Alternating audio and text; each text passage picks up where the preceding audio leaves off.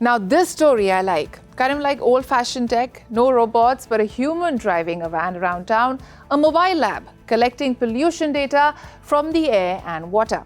And measuring how the city's green spaces absorb that pollution to figure out how to balance the two. Only in Auckland, folks. Love that city.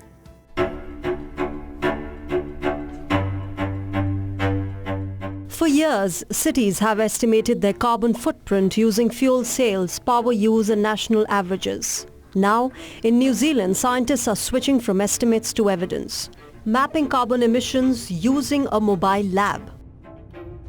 The aim is a practical real-world roadmap to net zero by 2050. At the center of that roadmap is scientist Jocelyn Turner.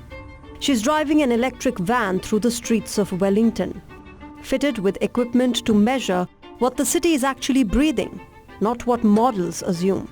Her team samples the air itself directly in real time. Inside the rolling atmosphere monitor, high-precision sensors track carbon dioxide, carbon monoxide, methane and water vapor. Every drive becomes a moving map of emissions. And that map tells a very clear story. In urban areas, cars and roads still dominate. In fact, fossil fuel emissions from cities account for about 40% of New Zealand's total carbon output. Here in New Zealand, where most of our electricity is renewable and we don't have too much heavy industry, we see that pretty much our emissions are traffic. There are some other sources, some industry, commercial, residential, aircraft, ships, those kind of things, but mostly it's traffic. For Turner, the implications are direct. Change how cities move and emit gases. Small design and behavior shifts could lead to big emission cuts. But emissions are only half the equation. The other question is what these cities can absorb. How much carbon is being taken back by parks, trees and green space.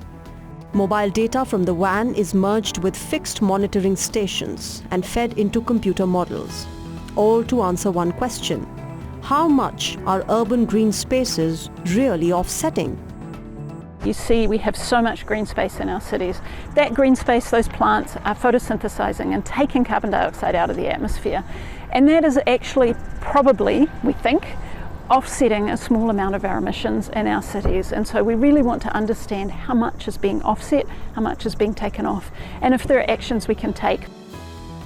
The results are already shaping urban planning, from transport policy to how future neighborhoods are designed at both local and central government level.